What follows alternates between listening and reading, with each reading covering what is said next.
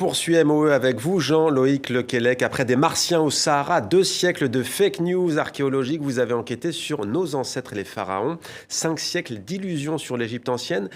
Qu'est-ce qui vous a donné envie de décrypter cette égyptomania et à quand remonte au fond cette fascination pour l'Égypte ancienne? Alors la fascination pour l'Égypte ancienne, elle est ancienne et elle remonte même à l'Antiquité puisque les Romains étaient déjà fascinés par l'Égypte, les Grecs anciens aussi, Hérodote était fasciné par l'Égypte. C'est une très longue tradition, on peut dire, d'émerveillement devant les pyramides, bien sûr, et devant tous ces textes, toutes ces images incompréhensibles et en même temps grandioses, les obélisques, etc. Les Romains, par exemple, avaient pris l'habitude de voler des obélisques pour les installer chez eux.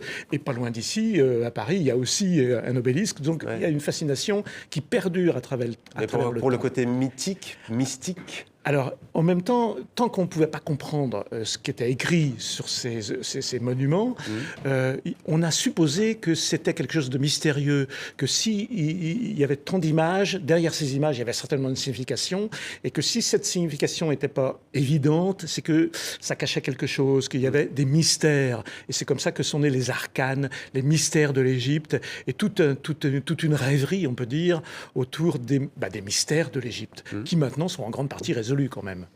Une grande partie résolue. L'égyptomanie du rap, français notamment. Oui, j'ai été très surpris de voir que de très nombreux rappeurs ont pris comme pseudonyme des noms de pharaons ou d'Égyptiens anciens connus, Akhenaton, du groupe Ayam, voilà, Marseille. Il y en a plein, voilà. Et ils font des clips avec sur fond de pyramide. Ils portent même des tas de petits objets ou parfois très gros qui sont empruntés à l'Égypte, comme la croix en C, qui est le signe de la vie, cette croix qui a cette forme. Et il y a une fascination là aussi.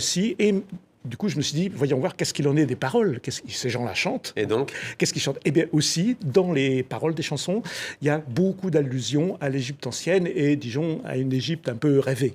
Ouais. Pourquoi pas bientôt sur Instagram un petit titre. Si on voit une référence à l'Égypte, on pourra dire que c'est un peu grâce à votre passage ici, à tous les deux. Voilà. Il y a aussi, alors ça va peut-être paraître moins drôle, mais des mouvements suprémacistes aussi se sont revendiqués ou se revendiquent de cette Égypte ancienne. Oui, il y a tout un courant, disons, qui considère que les Égyptiens, depuis toujours, ont dominé le monde, en gros, et que toutes les cultures du monde, toutes les civilisations doivent tout à l'Égypte, que l'Égypte, en gros, est la mère des civilisations. Et ensuite, il y a 2 variantes dans ce... Dunya, d'ailleurs, peut-être que ça vient de là aussi, la mère du monde.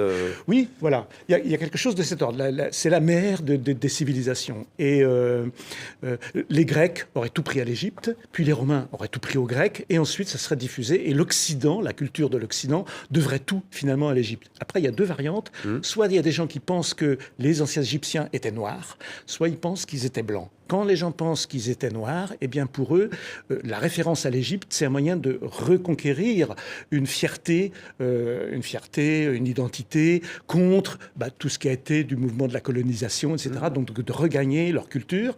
Quand africaine, voilà, de dire mais nous sommes africains et nous sommes fiers d'être africains et regardez l'Égypte, grande civilisation africaine.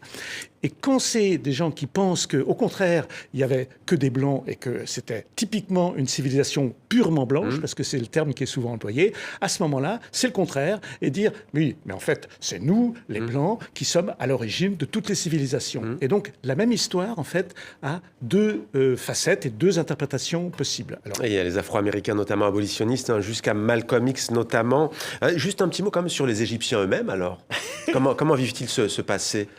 Les Égyptiens actuels, ouais, c'est une grandeur, c'est la fierté. C'est une grandeur, voilà, c'est une fierté nationale, bien sûr. Et puis avec la réfection actuelle du grand musée qui s'ouvre là maintenant, et où c'est un musée qui était un petit peu poussiéreux, il faut reconnaître. Et maintenant, il est mis aux normes internationales de la muséographie.